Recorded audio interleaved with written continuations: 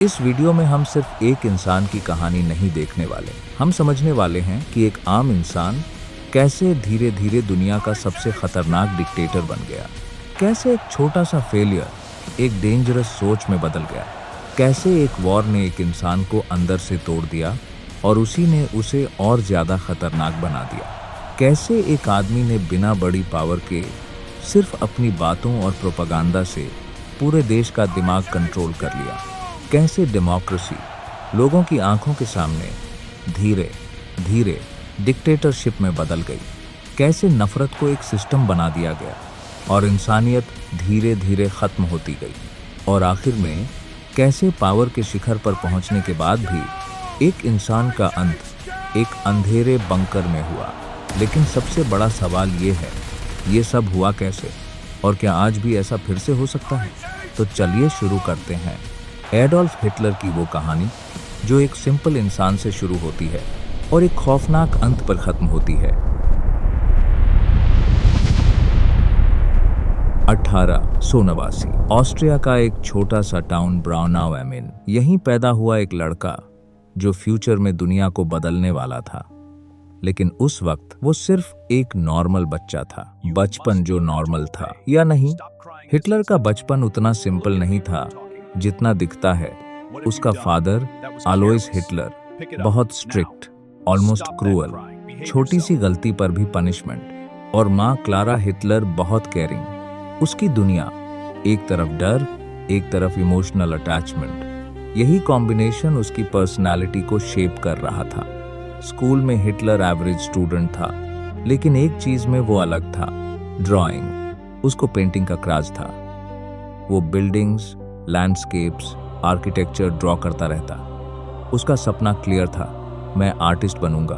सपना टूटने का मोमेंट 1907 हिटलर वियन्ना गया। उसने अप्लाई किया वियन्ना एकेडमी ऑफ फाइन आर्ट्स। उसको पूरा कॉन्फिडेंस था कि वो सिलेक्ट हो जाएगा, लेकिन रिजल्ट आया rejected. Reason, drawing skills weak है। ये उसके लिए शौक था, लेकिन उसने गिव अप नहीं किया। नेक्स्ट ईयर फिर ट्राई किया, अगेन रिजेक्टेड। अब ये सिर्फ रिजेक्शन नहीं था, ये उसके ईगो पर अटैक था। अंधेरा शुरू होता है। वियना में रहना मुश्किल हो गया, पैसे खत्म, घर नहीं, कभी शेल्टर होम, कभी सड़क। यहीं से उसका माइंडसेट चेंज होने लगा। उसने अपनी फेलियर की जिम्मेदारी लेना बंद कर दिया और ब्लेम करना शुरू किया। सिस्टम गलत है, लोग गलत हैं, और धीरे धीरे वो एक डेंजरस डायरेक्शन में चला गया। नफरत का बीज। वियना उस टाइम एक डाइवर्स सिटी थी, अलग अलग रिलीजन, कम्युनिटी के लोग। हिटलर ने कुछ एक्सट्रीमिस्ट लोगों का इन्फ्लुएंस लिया और उसके दिमाग में एक डेंजरस आइडिया आया, जर्मनी को वीक करने के लिए जूस जिम्मेदार हैं। रियलिटी में ये बस प्रोपेगेंडा और गलत सोच थी, लेकिन हिटलर ने इसे सच मान लिया, और यहीं से शुरू हुआ उसका हेट्रेड। एक अकेला इंसान, डेंजरस सोच। हिटलर अब अकेला रहता था, ना फैमिली, ना फ्रेंड्स, सिर्फ उसके थॉट्स, और वो थॉट्स धीरे धीरे और एक्सट्रीम होते गए। वो अपने आप को विक्टिम समझने लगा। उसको लगने लगा दुनिया उसके खिलाफ है। ये डेंजरस स्टेज होती है जब इंसान रियलिटी से कट हो जाता है। Personality shift. एक शाय लड़का अब गुस्से से भरा इंसान बन रहा था। उसकी थिंकिंग सिंपल थी, या तो मैं जीतूंगा या सबको हरा दूंगा। मिडिल ग्राउंड खत्म, और यही माइंडसेट फ्यूचर में मिलियंस लोगों के लिए डेंजरस बन गया। हिस्ट्री में मॉन्स्टर्स पैदा नहीं होते, बनाए जाते हैं, कभी एनवायरनमेंट से, कभी फेलियर से, कभी गलत सोच से। Reality versus illusion. हिटलर के पास टैलेंट था, लेकिन वो इनफ नहीं था। उसने एक्सेप्ट नहीं किया। उसने एक इमेजिनरी एनिमी बना लिया। ये सबसे डेंजरस चीज होती है जब इंसान अपनी प्रॉब्लम का ब्लेम दूसरों पर डालने लगता है। Turning point. वॉर के पहले 1913 हिटलर वियना छोड़कर जर्मनी चला गया। उसके दिमाग में एक ही चीज थी, मुझे अपनी आइडेंटिटी प्रूव करनी है। और तभी दुनिया एक बड़े वॉर की तरफ बढ़ रही थी। एक रिजेक्टेड आर्टिस्ट, एक फ्रस्ट्रेटेड इंसान, एक अकेला दिमाग, ये सब मिलकर बन रहे थे फ्यूचर का सबसे डेंजरस डिक्टेटर लेकिन अभी तक दुनिया को इसका अंदाजा नहीं था। एक सोल्जर जो अपने देश के लिए लड़ रहा था, कैसे बन गया वो इंसान जो करोड़ों लोगों की मौत का रीजन बना। यूरोप में टेंशन पीक पर थी और फिर एक गोली चली और शुरू हो गया वर्ल्ड वॉर 1। एक ऐसा वॉर जिसमें सिर्फ बॉर्डर्स नहीं, लोगों की सोच भी बदलने वाली थी। Soldier Hitler. एडोल्फ हिटलर ने जर्मन आर्मी ज्वाइन की। उसके लिए ये सिर्फ वॉर नहीं था, ये एक मौका था अपनी पहचान बनाने का। बैटलफील्ड पर वो एक डिसिप्लिन्ड सोल्जर था, ऑर्डर्स फॉलो करता, रिस्क लेता। उसे मेडल्स मिले पहली बार लाइफ में, उसे रिस्पेक्ट मिला और शायद पहली बार उसे लगा कि वो इम्पॉर्टेंट है। वॉर का साइकोलॉजिकल इफेक्ट। वॉर सिर्फ बॉडी को नहीं, दिमाग को भी तोड़ता है। हिटलर ने देखा डेड बॉडीज, ब्लड, एक्सप्लोजन्स, रोज मौत का सामना। धीरे धीरे उसके अंदर इमोशंस कम होने लगे। एम्पैथी, फियर सब डल होने लगा। ये वही स्टेज होती है जब इंसान इनसेंसिटिव बन जाता है। सब कुछ टूट गया। 1918 जर्मनी हार गया। वॉर खत्म, लेकिन जर्मनी की हालत तबाह। इकोनॉमी क्रैश, लोग बेरोजगार, ग्लोबल इंसल्ट। हिटलर के लिए ये सिर्फ डिफीट नहीं थी, ये पर्सनल इंसल्ट थी। उसका बिलीफ टूट गया। हार का सच या झूठ। हिटलर ने एक डेंजरस थियरी मानी। जर्मनी बैटलफील्ड में नहीं हारा, उसे अंदर से धोखा दिया गया। इस थियरी को कहा गया stab in the back myth, और इसमें ब्लेम दिया गया जूस और पॉलिटिशियंस को। रियलिटी में ये प्रोपागेंडा था, लेकिन हिटलर ने इसे सच मान लिया। ये मोमेंट क्रिटिकल था, क्योंकि अब उसके पास एक एनिमी था, और जब इंसान को एनिमी मिल जाता है तो वो डेंजरस हो जाता है। गुस्सा आइडियोलॉजी। अब हिटलर सिर्फ गुस्से में नहीं था, वो ऑब्सेस्ड हो गया था। जर्मनी को प्योर बनाना, अपनी सोच सब पर थोपना। उसने स्पीचेस देना स्टार्ट किया, और यहीं से शुरू हुआ उसका असली ट्रांसफॉर्मेशन। एक आवाज जो लोगों को कंट्रोल कर रही थी। हिटलर एक पावरफुल स्पीकर था।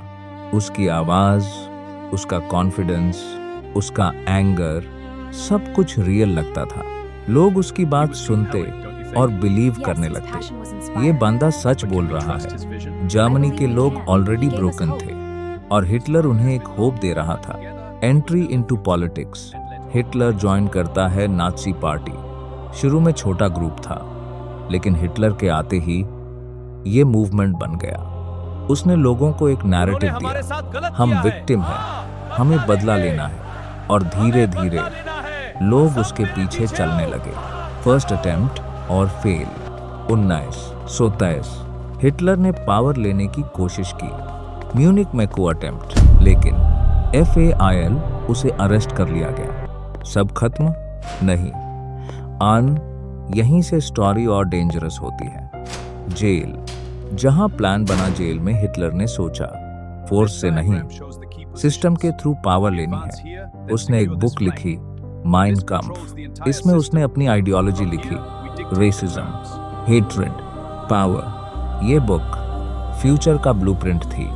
सबसे डेंजरस चीज गन नहीं होती, एक आइडिया होता है, क्योंकि गन एक बार चलती है, आइडिया बार बार। रिलीज के बाद एक नया हिटलर। जेल से बाहर आने के बाद हिटलर बदल चुका था। अब वो इम्पल्सिव नहीं, स्ट्रेटेजिक था। उसने डिसाइड किया, मैं सिस्टम को ही कंट्रोल करूंगा, और यहीं से शुरू होता है उसका रियल राइज। एक सोल्जर जो रिस्पेक्ट चाहता था, एक इंसान जो हार एक्सेप्ट नहीं कर सका, और एक दिमाग जो नफरत से भर चुका था। ये कॉम्बिनेशन अब दुनिया के लिए खतरा बनने वाला था। एक इंसान जिसके पास ना आर्मी थी, ना फुल पावर, फिर भी उसने पूरे देश का दिमाग कंट्रोल कर लिया। लोग उसके लिए मरने को रेडी थे, और दूसरों को मारने के लिए भी। कैसे एक आदमी ने सच को झूठ और झूठ को सच बना दिया। 1920s के एंड में जर्मनी टूट चुका था।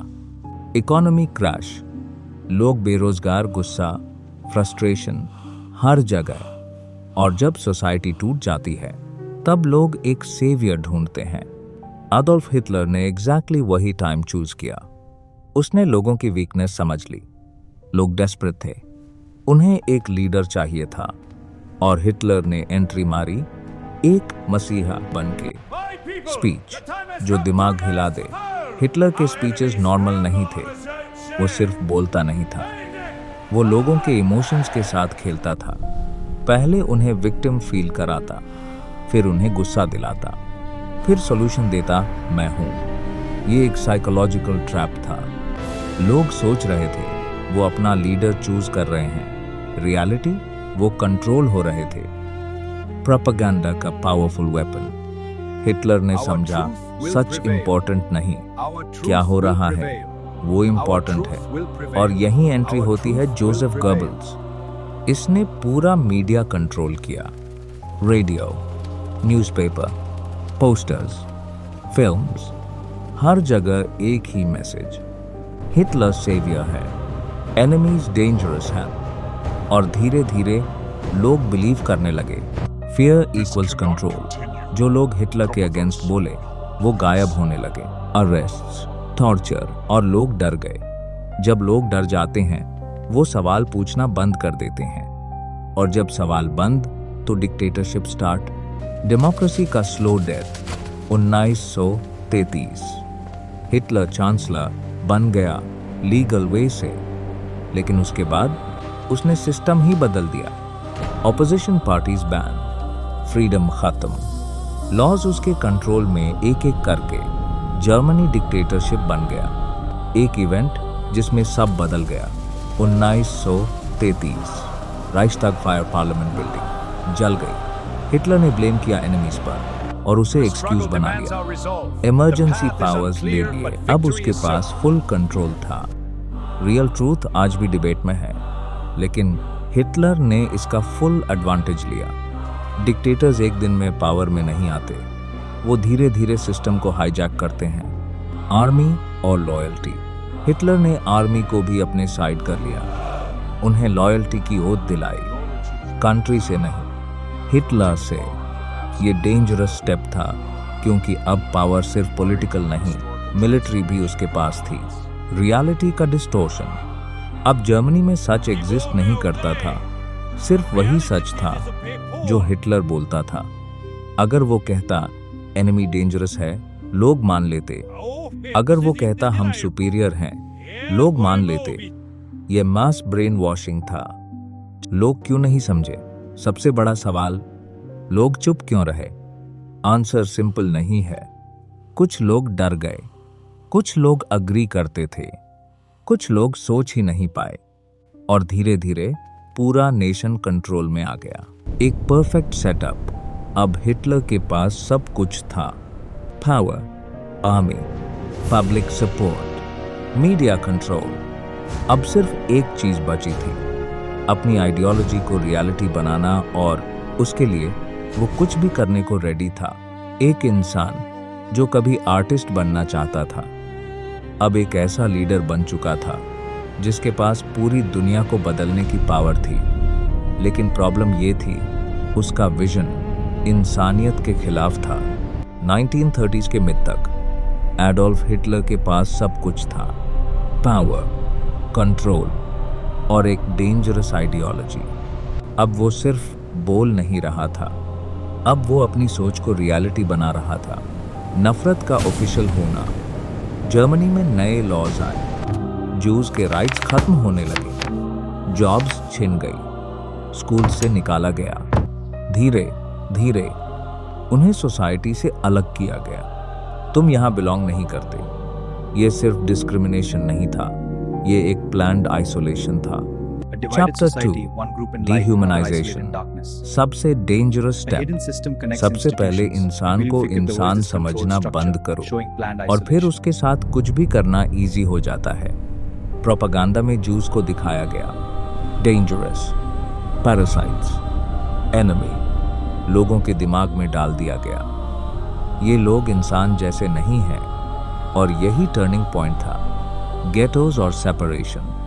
सिटीज में अलग एरियाज बनाए गए, गेटोज जहां जूस को शिफ्ट किया गया। Overcrowded, food shortage, disease, families एक दूसरे से अलग हो गई। लाइफ स्लोली अनबेरेबल हो रही थी। लेकिन ये बस शुरुआत थी। कैंप्स, जहां इंसानियत खत्म होने लगी। लोगों को ट्रेन्स में भरकर भेजा गया अननोन लोकेशंस पर।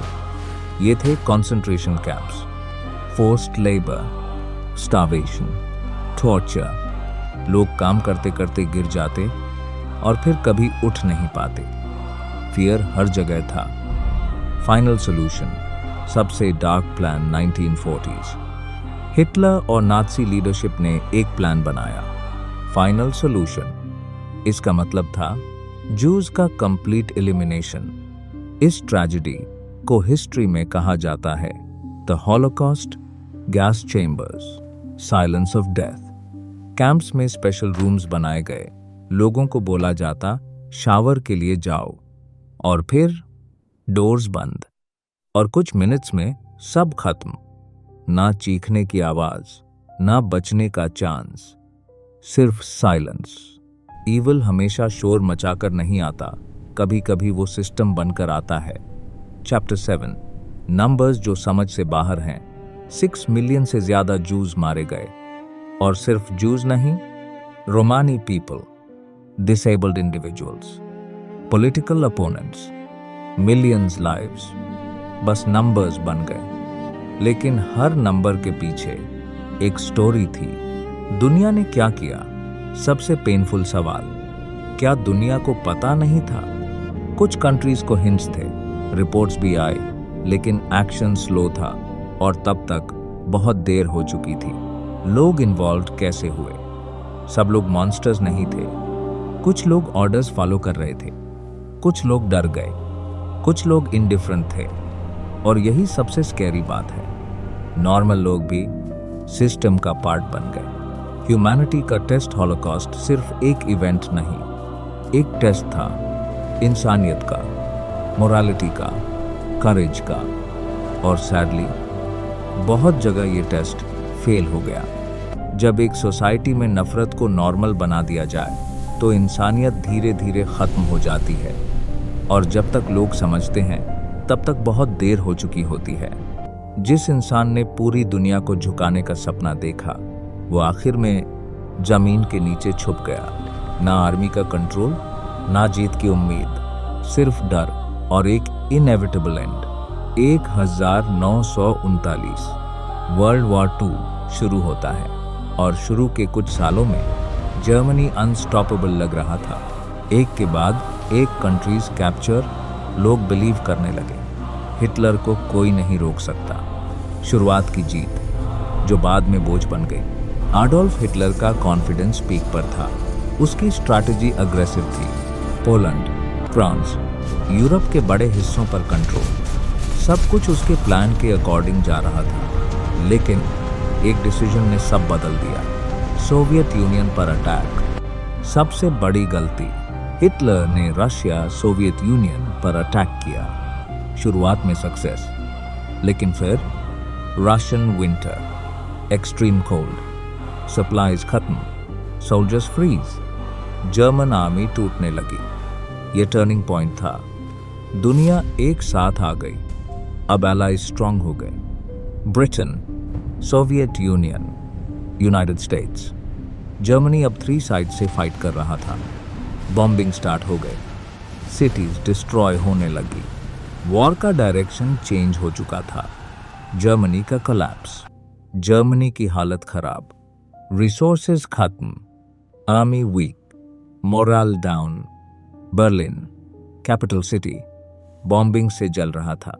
लोग पैनिक में, सब कुछ कोलैप्स हो रहा था। एक डिक्टेटर का लास्ट हाइड आउट। हिटलर अब एक अंडरग्राउंड बंकर में शिफ्ट हो गया। बाहर वॉर चल रहा था, अंदर फियर। रिपोर्ट्स आ रही थीं, एनिमी क्लोज आ रहा है। लेकिन हिटलर रियलिटी एक्सेप्ट नहीं कर रहा था। वो अब भी इमेजिनरी प्लान्स बना रहा था, रियलिटी से दूर। उसके जनरल सच बोल रहे थे, वॉर हार गए। लेकिन हिटलर गुस्सा हो जाता, तुम वीक हो, तुमने धोखा दिया। वही पैटर्न जो पहले भी था, ब्लेम अदर्स। लेकिन अब सच छुप नहीं सकता था। अंदर का डर, हिटलर का कॉन्फिडेंस, अब फियर में बदल चुका था। कैप्चर होने का डर, पब्लिक ह्यूमिलिएशन का डर। उसे पता था अगर वो जिंदा पकड़ा गया तो सब खत्म। एक अजीब डिसीजन। 29 अप्रैल 1945 हिटलर ने अपनी लॉन्ग टाइम कंपेनियन एवा ब्रॉन से शादी की। वॉर चल रहा है, बर्लिन गिर रहा है और वो शादी कर रहा है। ये एक इमोशनल मोमेंट था या एक फाइनल क्लोजर? Last decision. 30 अप्रैल 1945 हिटलर ने डिसाइड किया, मैं जिंदा नहीं पकड़ा जाऊंगा। उसने एवा ब्राउन के साथ सुइसाइड कर लिया। सायनाइड और गनशॉट। एक डिक्टेटर जिसके नाम से दुनिया डरती थी, उसका एंड एक छोटे से बंकर में हुआ। एंड के बाद क्या हुआ? उनके बॉडीज को जलाया गया ताकि एनिमी उन्हें यूज ना कर सके। बर्लिन जल्द ही फॉल हो गया और कुछ ही दिनों में जर्मनी सरेंडर। वॉर खत्म। एक इंसान जो कभी आर्टिस्ट बनना चाहता था, एक फेलियर जो गुस्से में बदल गया, एक लीडर जिसने अपनी सोच को दुनिया पर थोपा और आखिर में एक ऐसा नाम बन गया